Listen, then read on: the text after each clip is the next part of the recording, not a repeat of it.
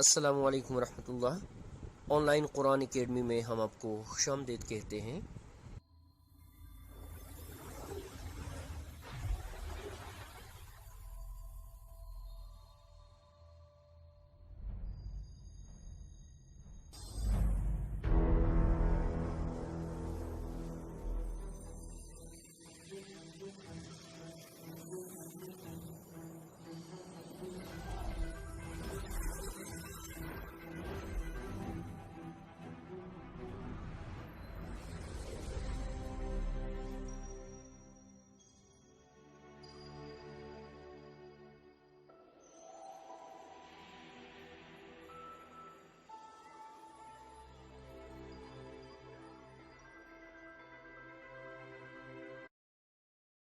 ناظرین کرام، ہماری کوشش ہوتی ہے کہ ہر دفعہ آپ کے لیے کچھ نیا لے کے آئیں۔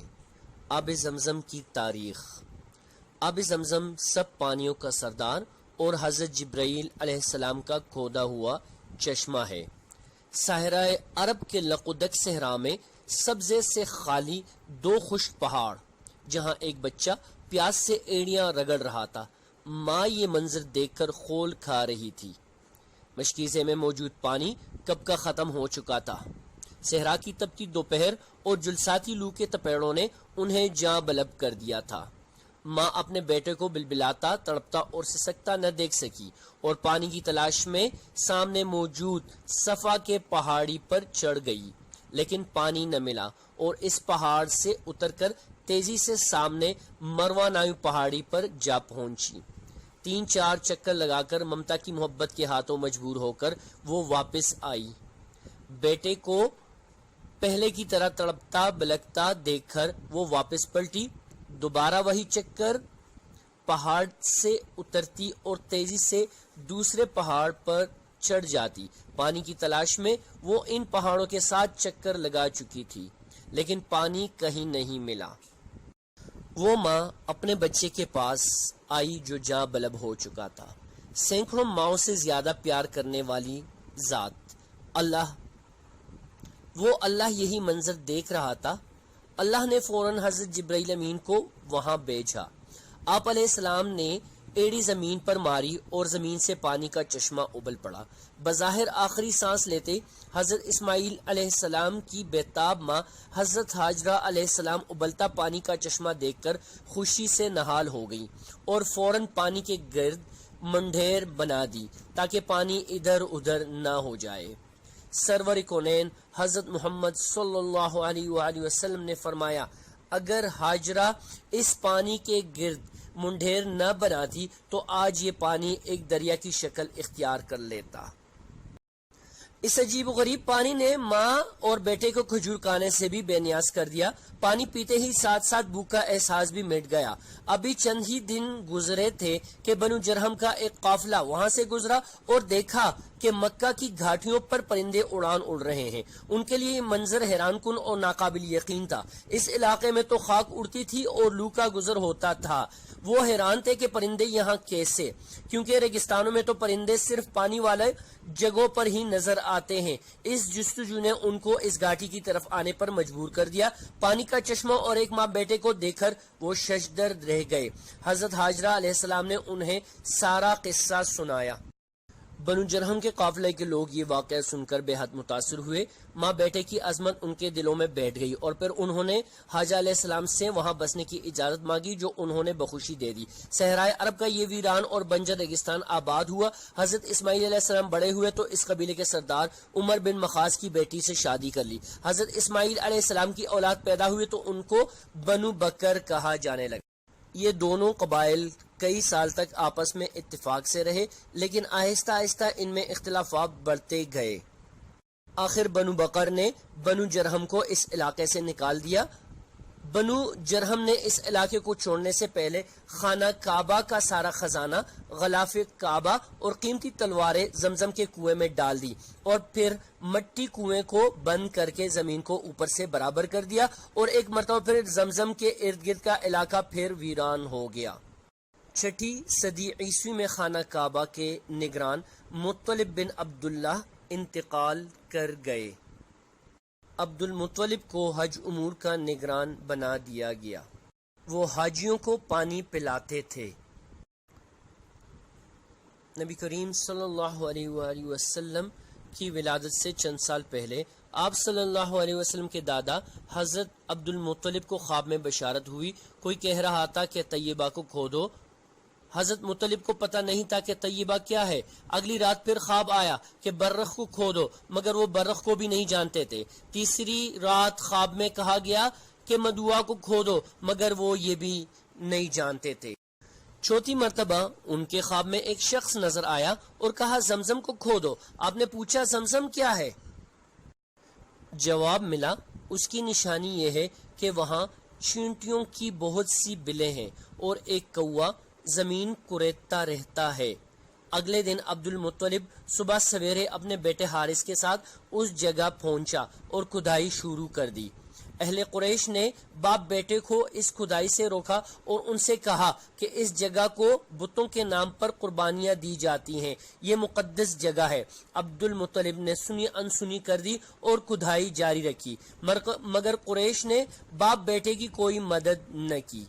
3 دن کی انتھک محنت کے بعد آخر گوہر مقصود ہاتھ آ ہی گیا۔ عبد المطلب کھدائی کرتے اور حارث مٹی باہر پھینکتا گیا۔ زمزم کا پانی نکل آیا اور عبد المطلب کے ہاتھ بیش بہا خزانہ ہاتھ لگ گیا جو بنو جرہم نے دفنا دیا تھا۔ اب قریش کی آنکھیں بھی کھل گئی۔ وہ عبد المطلب کے پاس آئے اور کہنے لگے کہ کنواں تو ہمارے باپ اسماعیل علیہ السلام کا ہے، اس لیے اس خزانے میں ہمارا بھی تو حصہ بنتا ہے۔ حضرت عبد المطلب نے صاف انکار کر دیا۔ قریش مکہ بھی ٹلنے والے نہیں تھے، انہوں نے لڑائی جھگڑے کی دھمکی دی۔ ابن اسحاق کی روایت ہے کہ معاملہ خراب دیکھ کر عبد المطلب نے پیشکش کی کہ معاملے کا تصفیہ کیا جائے، چنانچہ عرب کے دستور کے مطابق کسی دانشمند اور باعلم والے شخص پر فیصلہ چھوڑا جائے۔ اہل قریش نے کہا کہ شام میں قبیلہ بنو سعد کا کاہنہ ہی اس کا فیصلہ کر سکتا ہے۔ عبد المطلب نے یہ بات مان لی اور اس طرح مختلف قبائل کے منتخب نمائندہ افراد پر مشتمل شام کے لیے رخت سفر باندھ لیا۔ فاصلہ طویل تھا، رستے میں میلوں صحرا سے گزرنا تھا۔ صحرا میں کافی لوگوں کے ساتھ پانی ختم ہو گیا تھا اور جن کے پاس پانی تھا انہوں نے ایک دوسرے کو پانی دینے سے انکار کر دیا۔ عبد المطلب کے ساتھی زندگی سے مایوس ہو گئے تھے اور نوبت یہاں تک آ گئی تھی کہ انہوں نے وہاں پہ قبریں بھی کھودنا شروع کر دی تھیں تاکہ جو مر جائیں تو دوسرے ان کو پہلے دفنا دیں۔ عبد المطلب سے ان کی یہ حالت نہ دیکھی گئی۔ انہوں نے مشورہ دیا کہ بیٹھ کر موت کا انتظار کرنے کی بجائے سفر کو جاری رکھا جائے۔ عبد المطلب کی اونٹنی پر سوار ہو کر اسے کھڑا کر دیا گیا تو نیچے سے ایک چشمہ ابل پڑا۔ خوشی سے ان ناقابل فراموش واقعے کو دیکھ کر عبد المطلب نے خوشی سے نعرہ لگایا۔ سب نے پانی پی کر اپنے برتن بھی بھر لیے۔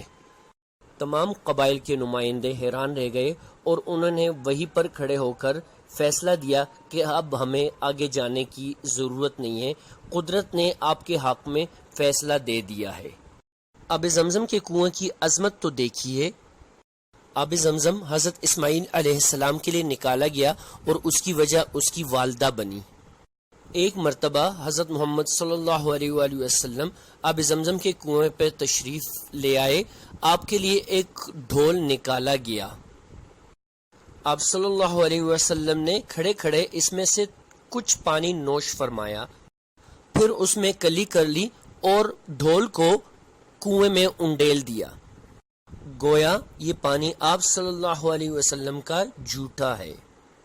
آپ صلی اللہ علیہ وسلم نے فرمایا آب زمزم تمام بیماریوں کے لیے شفا ہے۔ آب زمزم کا کنواں خانہ کعبہ کی جنوب مشرق سے 21 میٹر کے فاصلے پر ایک تہ خانے میں واقع ہے۔ آب زمزم پیتے وقت اللہ سے جو بھی دعا مانگی جائے قبول ہوتی ہے۔ اللہ سے دعا ہے کہ جس طرح اس نے دنیا میں ہمیں زمزم کی نعمت عطا فرمائی، حوض کوثر پر بھی ہمارے پیارے آقا حضرت محمد صلی اللہ علیہ وسلم کے ہاتھوں حوض کوثر پینا نصیب فرمائے، آمین۔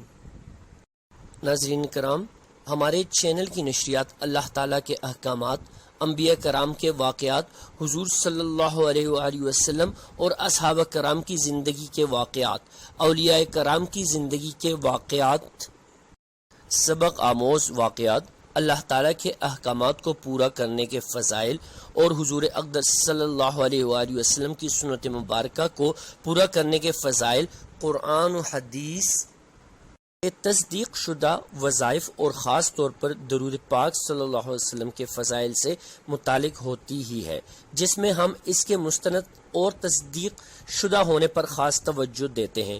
ہمارا تعلق کسی بھی فرقے یا گروہ سے نہیں، ہمارا مقصد اللہ کی رضا کے لیے نیکی کا پیغام امت مسلمہ تک پہنچانا ہے۔ ناظرین کرام، آپ کے تعاون کا بہت شکریہ۔ اللہ اور اس کے رسول کا یہ پیغام دنیا کے آخری کونے تک پہنچانے میں ہمارا ساتھ دیجیے۔ ہمارے چینل کو سبسکرائب کریں اور ہمارے فیس بک پیج کو بھی لائک کریں۔ ناظرین کرام، ہماری ویڈیوز بھی شیئر کرتے جائیے گا اور نہ ختم ہونے والا ثواب اپنے حصے میں ڈالتے جائیے گا۔ یہ ایک صدقہ جاریہ ہے جو نہ ختم ہونے والا ثواب ہے۔ اس کا اجر، اس کا ثواب آپ کو آخرت میں بھی ملے گا۔ اپنا خیال رکھیے گا، اللہ تعالیٰ کے احکامات کو پورا کرنے اور حضور صلی اللہ علیہ وسلم کے طریقوں کے مطابق زندگی گزارنے کی کوشش اور نیت ضرور کیجیے گا، اور درود شریف کا بہت زیادہ اہتمام کیجیے اور لوگوں کو بھی اس کی تلقین کرتے رہیں۔